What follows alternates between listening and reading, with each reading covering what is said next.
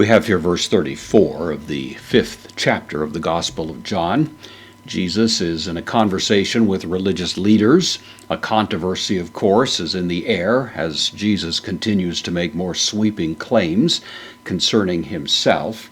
He indicates in response to their objection that he cannot bear witness on his own behalf, that there needs to be another who would confirm his witness, that the witness that he appeals to is going to be the witness of heaven. It's going to be the attesting confirmation from God himself that will affirm the truth of what Jesus is saying. And yet, of course, there's also the witness of John the Baptist.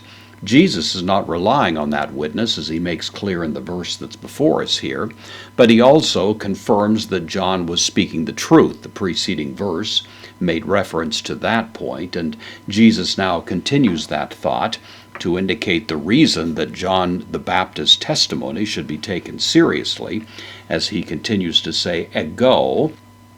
The word ego, of course, in English is derived from this Greek word ego.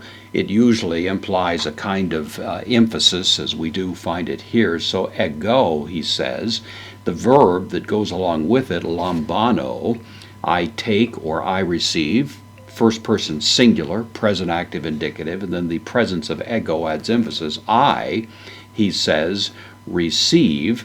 And then the negation here, ou, not para, preposition, taking the genitive in this case, meaning from. I receive not from anthropou, man. The soft conjunction here, but I do not receive from man, tain marturian, the testimony. As if to say that the confirmation that Jesus is relying on is not a confirmation that would come from man, namely John the Baptist.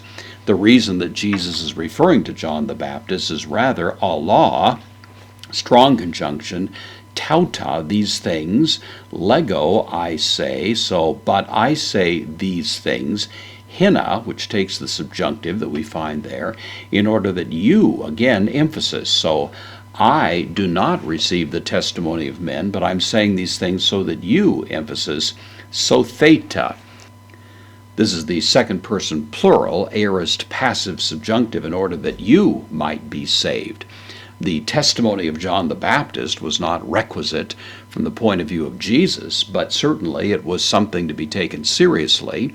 The very message John had given, which Jesus earlier calls the truth, was a message that they should hear, a message that salvation would ultimately come through this one who was the Lamb of God, that salvation does not arrive based on some kind of ethnicity, rights of birth, that sort of thing.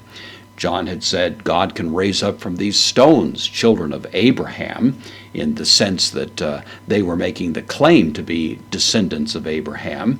But the point was to believe John the Baptist would open the door to true salvation for them. That was the reason that he was affirming and referring to the testimony of John. And of course, the point he's driving at here is that they very much should have listened to the testimony of John.